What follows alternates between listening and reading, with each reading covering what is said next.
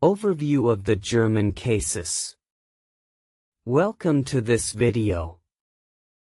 Today, we will learn about the German cases. What is a case? Cases are very important because they show the role of a word in a sentence. Cases mark if a word is the subject, the object, or something else. In English, we mostly show this with word order. Have a look at these two sentences.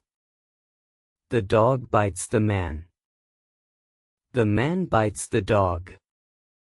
These two sentences mean different things, because the word order is different. German works differently. In German, word order is more flexible, because the case endings tell us the function. Here is an example. Der Hund beißt den Mann. Den Mann beißt der Hund. Both sentences mean, the dog bites the man. Why? Because der Hund is nominative. It is the subject. And den Mann is Accusative. It is the direct object. The meaning doesn't change, even if the words switch places. You can imagine that each case is like a color. If the subject is always painted red, and the direct object is always painted blue, you always know who is who in the sentence. But in real life, we don't speak or write in colors. So instead, German uses endings to mark these roles. These endings are also called case markers. Over hundreds of years, English has lost most of its case markers. But some still exist. English shows case in pronouns. For example, you see me or he talks to him. There are also words like whom and whose, which show case. In summary, English has case. But only in a few words. German, on the other hand, has a lot more case markers. These can be found in pronouns, articles, adjectives, and even in the endings of a few nouns. There are 4 cases in German: Nominative, Accusative, Dative, and Genitive. First, we will look at the nominative case. The nominative case is used for the subject of the sentence. Here is an example. Der Hund läuft. The dog runs. Next, we will look at the accusative case. The accusative case is used for the direct object. Here is an example. Ich sehe den Hund. I see the dog.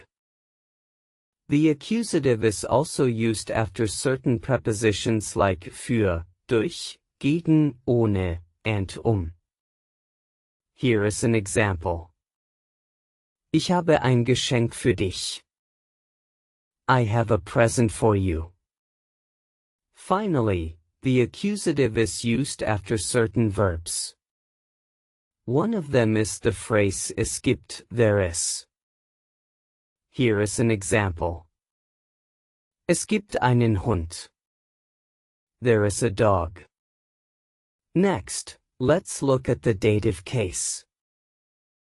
The dative case is used for the indirect object, which is usually the recipient in the sentence. Here is an example. Ich gebe dem Hund einen Ball. I give the dog a ball. The dative is also used after certain prepositions like ab, aus, bei, mit, nach, seit, von, zu. Here is an example. Das Geschenk ist von dir. The present is from you. Some verbs always need the dative. For example, helfen, danken, glauben, and gefallen. Here is an example. Ich glaube dir. I believe you. Now let's look at our last case, the genitive. The genitive case is used to show possession. Here is an example.